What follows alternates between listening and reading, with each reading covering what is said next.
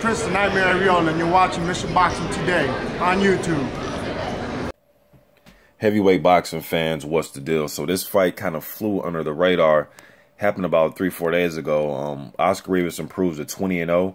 He beats the 12-0 JERMIAH Karpency, who was a undefeated American prospect. This fight happened in Canada, like pretty much, well, all except one of Oscar Rivas' fights have all been in Canada. He did get licensed here one time last year in Shelton, Washington, and when he fought Jason Petaway, he got a first-round knockout in that fight. So he was licensed here one time. So he improves to 20-0. We know Oscar Rivas is a Colombian fighter, represented them in the Olympics. Beat what did he beat? Kubrat Pulev in the Olympics. That fight's actually on YouTube. You haven't seen it. Shorter fighter, was able to get inside of that Pulev jab, but he beat him in the Olympics. He was a good amateur fighter. But the thing about Rivas is he hasn't been able to get licensed here this year, here in America.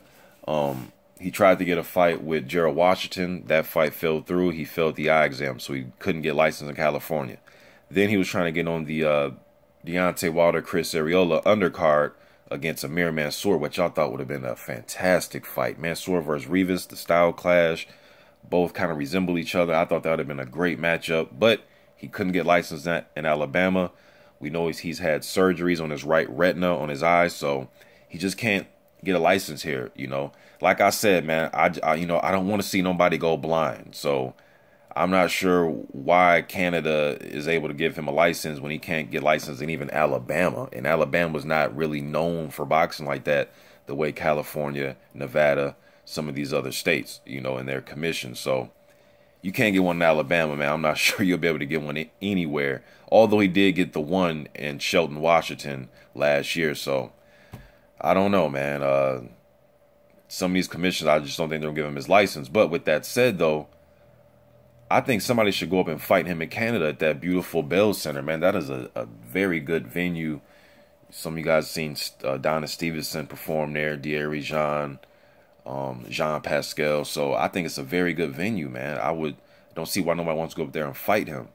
Because I think that's what's going to have to happen. He is a good name to get on your resume. So for Amir Mansour, Gerald Washington, they still want those fights with him. Just go up to Canada and fight him. You know, I think that it'd be a good fight. And if you really think you can beat him, you don't really have to worry about the judges. You know, Rivas is a guy that's going to go in there looking for the kill. You know, out of his 20 wins, he does have 15 knockouts. And usually with the big boys, man, they can pretty much take care of things within the distance. It doesn't, you know, happen like that all the time. But Rivas hasn't been scheduled for a 12-rounder yet. The 2 times he was scheduled for 10-rounders, he got the fight with early. His Joey Abel win of November of last year looks a little bit better now. We know Abel's a veteran, a hard-hitting guy at the very least. After Abel suffered the KO loss to Rivas, I believe that fight was on the, was it the DeGale Boutte undercard? But after he got knocked out in that fight against Rivas, he beat a 19-0 Al Heyman prospect, John Wesley No Fire. Bloodied him, bruised him up, and stopped him, I believe, like in the third round. So that win's starting to look a little bit better for Oscar Rivas. But for him to get a big fight, he's going to have to get somebody up to Canada. They're going to have to pay somebody to go up there, man. They're going to have to, because rather than that, unless he's waiting on like a, let's say Dylan Carmen beats Gary Cornish, and they can have a, you know, a Canadian type of big fight, Canada, a big fight up there. But rather than that, as far as getting, you know, one of these Americans or UK guys, they're going to have to get him to go over there. I'm not sure if he'll get licensed in the UK. Maybe he could. I'm not sure. But here it seems like they're not going to give him a license. 2 good fights that he could have had that fell through because he couldn't get licensed, man. Gerald Washington and the Amir Mansour fight. So Oscar Rivas and his team, they're looking for the fights. They just got to they have to lure somebody up to Canada, man, to make a fight happen. Those are the names that I want to see him fight, because he's tried to get fights with those guys. Gerald Washington's undefeated. He's undefeated. I think it's a winnable fight for both fighters.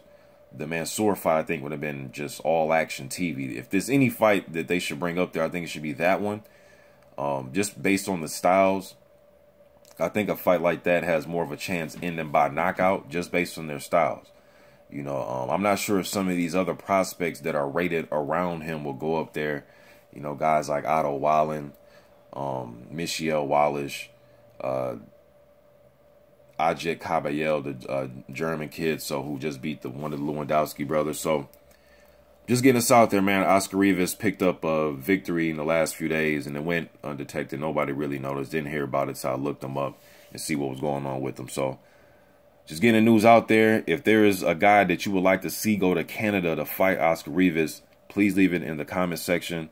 Let's converse about it, man. Let me know what you think. I'm out.